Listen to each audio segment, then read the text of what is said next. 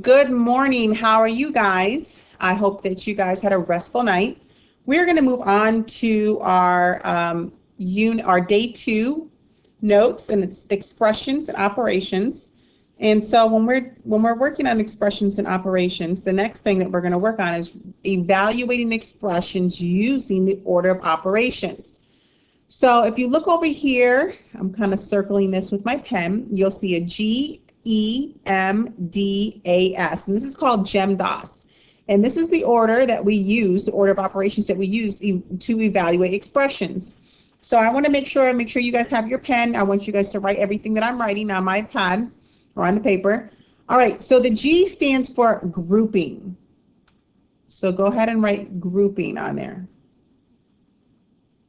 Give me a second, I'm going to change my pen. Okay. So your grouping consists of your parentheses that you're going to see, your brackets that you're going to see.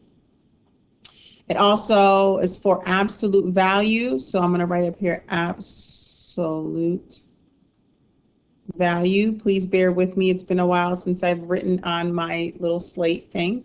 And then also the fraction bar. So you can just write up there fraction bar. All right. So the E is exponents. And you guys are familiar with exponents. So when solving or evaluating expressions, you're going to be doing it in this order. You're first going to start with your grouping, then you're going to start with your exponents. And your exponents are this little number right here. If you don't know, that's what this is. It's this number right here. All right. Then next, after exponents, we have multiply. The M stands for multiply. So I want you guys to go ahead and write in multiply here. And then after multiply is divide. Now remember, you're always going to be doing this from left to right. All right, after divide, you have add. And after add, you have subtract. Oops. Sorry.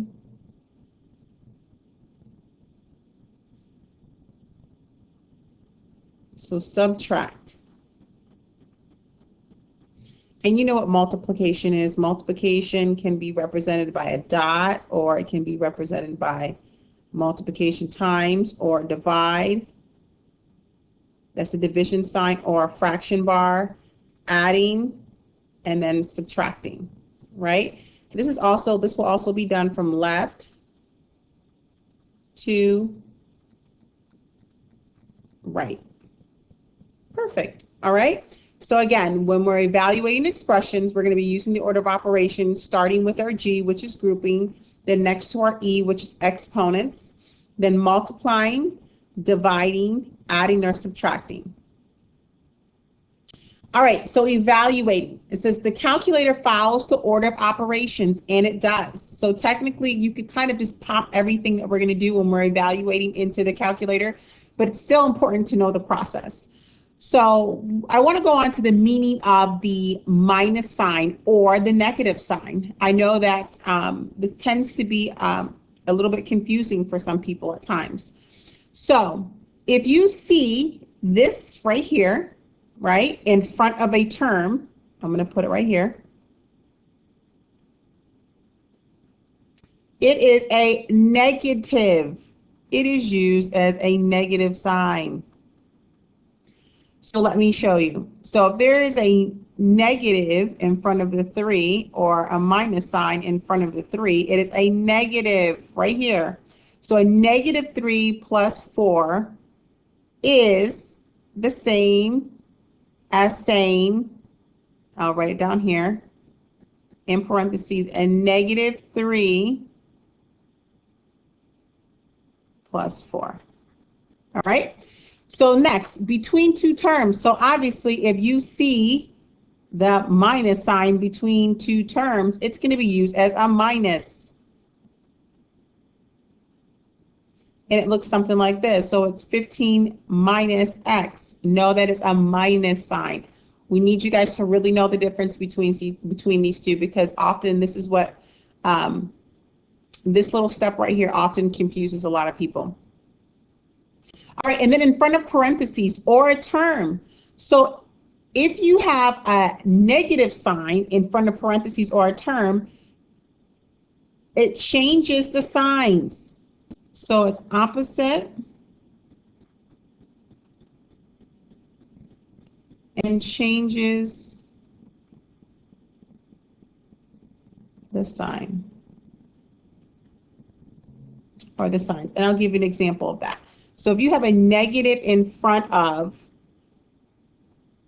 your x, which is in parentheses minus 4, it's the same as saying, because you know we have to now, let me just change this real quick. We have to now distribute. So it's the same as saying, now remember, when we distribute, we're going to distribute the negative sign. And when we distribute the negative sign, that is now going to give me a negative x, and a negative are going to give me a positive 4 in multiplication. Okay, so I'm going to distribute my negative sign to my x, which will now give me a negative x. Now I'm going to, and then once again, we're going to distribute the negative sign over to the negative 4, which is now going to make my negative 4 a positive 4. All right. So you guys copy that down if you need to. Pause the video. It's not a big deal. So now we're going to go to the next one, and we're going to evaluate each expression. So what I'm going to do is I'm going to break this one down. These other two you can use with your calculator. So just remember, you have GEM, G-E-M, DOS. And this is the order of operations that we would use to solve or to evaluate these expressions. Okay? So the first thing I want you to see is that there are parentheses. So the first thing we should be doing is looking for our groupings. Remember, our groupings are our parentheses. So I want to solve what's in the parentheses first. And looking at this, I see that 16, I have a 16 minus 8. Remember, this is a minus sign in between two terms. So I have 16 minus 8. So I'm going to bring down my negative 3. 16 minus 8 is 8. To the 4th power minus 2 to the cubed root of 729. Okay? And so my next step of what I'm going to do is I'm now going to take my exponents and solve everything with exponents, because that's the next thing in line in the orders of operations, exponents. So 8 raised to the 4th power is going to give me, I'm going to keep my negative 3 out in front, it's going to give me 4,096. Okay? Minus, I have a 2 here, but this is also an exponent. This is my cubed root. So the cubed root of 729 is 9. And you see that the 2 and the cubed root are together, which indicates that they are multiplied. So I'm going to keep my negative 2, but I solved my cubed root, right, with the exponent. You see that? And that became a 9. So if you were to put into your calculator cubed root of 729, you should get the answer 9. Okay?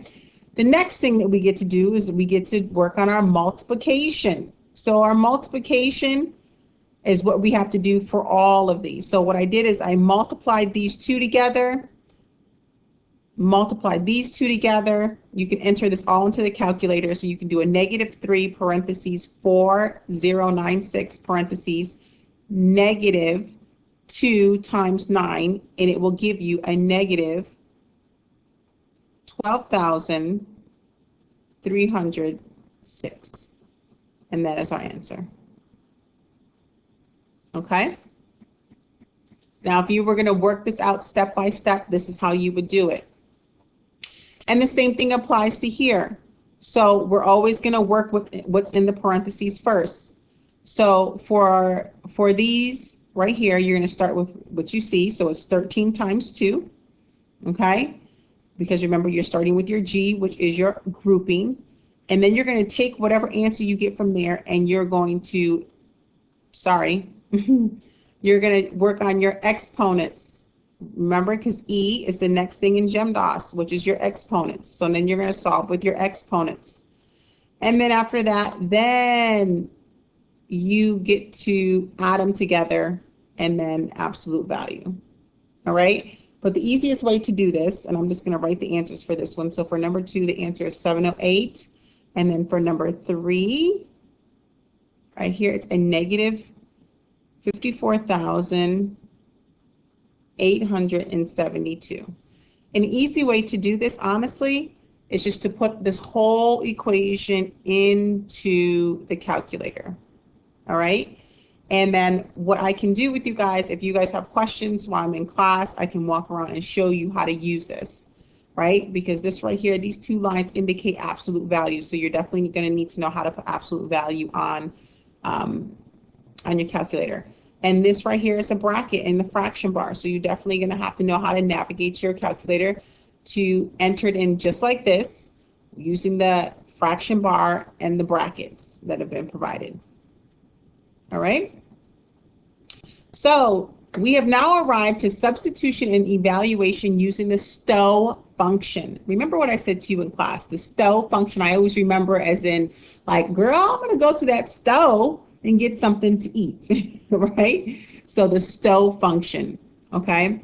And the STO function, if you're unfamiliar or you don't remember how to use it, go back in your notes. I gave you step-by-step instructions of how to use the STO function, okay? If not, ask the questions. So what they want us to do is they want us to use the STO functions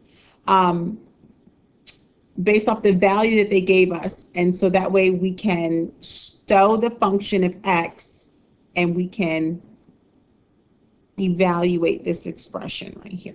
Okay, so really what they want you to do, and you can see step by step, all of your stuff is here. They want you to push a -6, the STO button, and then X, find the button X on your calculator. And then you're going to hit, the only thing I would add is you're going to hit after this, enter. All right. Then once you do that, you're going to type in your expression, 3x minus x squared. This is going to give you the answer that you're looking for. Okay. So I'm going to go down to the next one.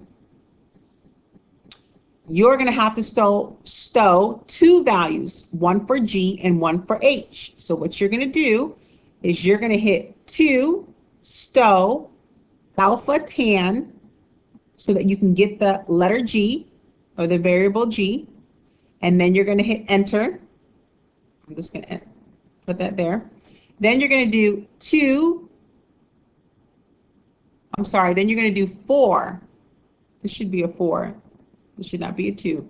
Then you're going to do 4 STO alpha caret for H.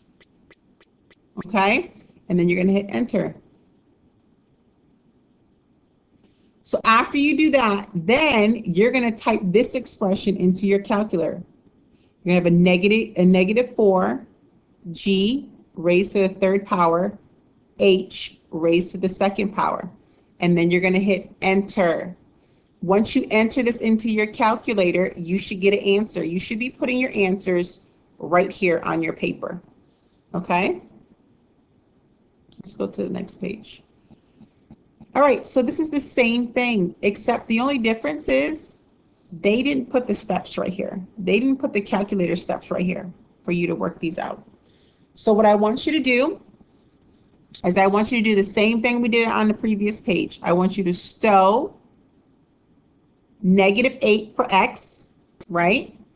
So I'll write this one down for you. So for number 1, you're going to type in a -8, and then you're going to hit the stow button, and then you're going to type in, or you're going to push the X button, okay? After you do that, then you're going to hit enter. After you hit enter, your X will be -8. Then what I'd like for you to do is type this into your calculator. 2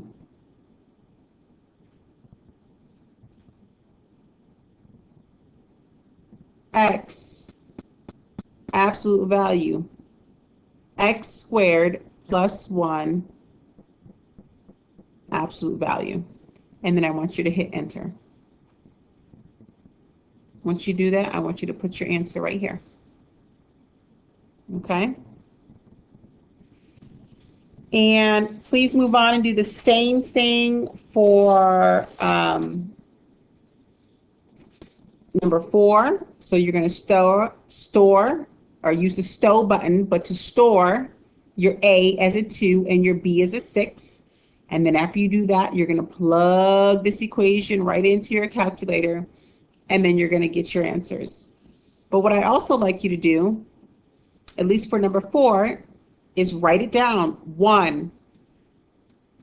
And for 1, what do? You're going to push a 2, and then you're going to hit the stow button, and then you're going to enter A. But how do you get to A? Right? And then you're going to hit enter. So I want you to list your steps. And if you have questions, I'm going to be there with you, and I can walk you through this whole process. And I think that's it. And this is a word problem. And once you get to this word problem, just raise your hand if you need help, and I will walk you through this as well. But I think that's it for these notes. They weren't intended to be long. This is pretty easy. After this, after you finish these notes, if you have any questions, please raise your hand. But also, we have some practice work on the next page, or you have some practice work on the next page of your packet that you can get started on once you finish this. All right. Bye.